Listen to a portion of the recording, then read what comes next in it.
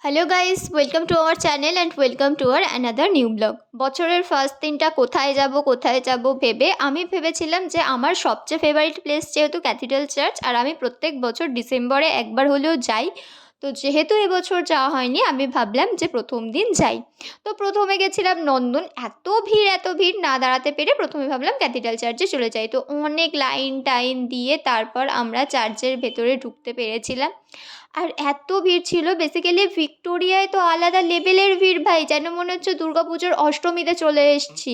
ভেতরে যেন পুজো হচ্ছে, মানে লোক দাঁড়াবার জায়গা নেই। একটা রাস্তা পার করতে গেলে মানে আধা ঘন্টা দাঁড়িয়ে থাকতে হচ্ছে যে এদিক দিয়ে পার হবে না ওদিক দিয়ে পার হবে, এরকম কন্ডিশন।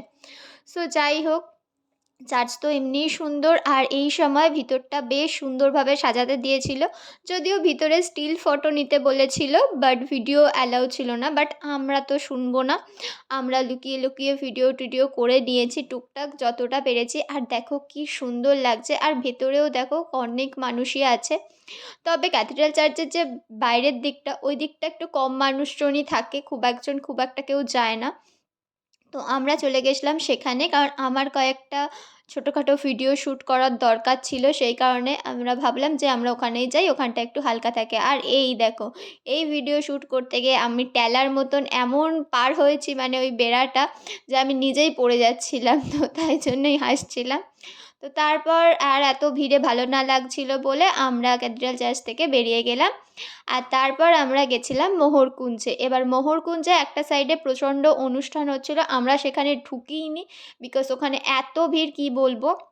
আর পাশের যে মাঠটা ছিল ওখানটা না সেই সময় একদম ভিড় ছিল না। তো আমরা যখন গেছি বেশ ফাঁকা ছিল, দু একটা লোকজন ছিল। তো আমরা ওখানে গেলাম, বেশ ভিডিও ফিডিও করার পর, মানে হাফ টাফ ভিডিও হয়েছে শ্যুট, তারপরে দেখি প্রচুর লোক চলে এসছে। সেই কারণে আমরা আর ওখানে বেশিক্ষণ থাকিনি। আর এই দেখো, মৌসুমি আমায় সব ব্যাগ ধরিয়ে দিয়েছে আমার কাঁধে, কি বলবো বল। এটা আমি, এটা শ্রেয়া। এটা শ্রেয়া আমার জিনিস বইছে, এটা আমি, কিছুই নেই হাতে। গলায় ঝুলিয়ে দি, মানে আমাকে খাটাই প্রচুর, আমি বেশি খাটাই। কুলিদের ড্রেস কিরম হয়? লাল। কে বলেছে তোকে? কুলি নাম্বার 1-এ দেখিস নি অমিতাভ বচ্চন? না, কুলিদের ড্রেস হয় লাল, আর মালকিনদা এরকম পরে করে। ভিডিও বলে গালাগাল দিলাম না। সো তারপর আমরা মোহরকুঞ্জ থেকে বেরিয়ে ভাবলাম যে আর একবার নন্দনে ঘুরেই আসি, যেখানে ওখানে খুব সুন্দরভাবে সাজানো হয়েছিল, অনেক জিনিসপত্র বিক্রি হচ্ছিল। বাট এই জিনিসগুলো শুধু দেখতেই সুন্দর, দাম যা বলছিল, ওফ মাই গড! একটা চাবির রিংয়ের দাম বলছে 150 টাকা, মানে আলাদাই দাম। তো আমার অত টাকা নেই, আমরা খুব গরিব, তো আমরা 10 টাকা দিয়ে চাবির রিং কিনি, তো 150 টাকা দিয়ে চাবির রিং কিনতে পারবো না, অসম্ভব ব্যাপার। তো যাই হোক, বাট এখানেও অনুষ্ঠান হচ্ছিল, বাট এত ভিড় না, আমার সত্যি ভিড় একদম পছন্দ নয়। এই কারণে আমি দুর্গাপুজোয় কলকাতায় যাই না। আর আমি বুঝতেই পারিনি যে এতটা ভিড় হবে, তো কী আর করা যাবে।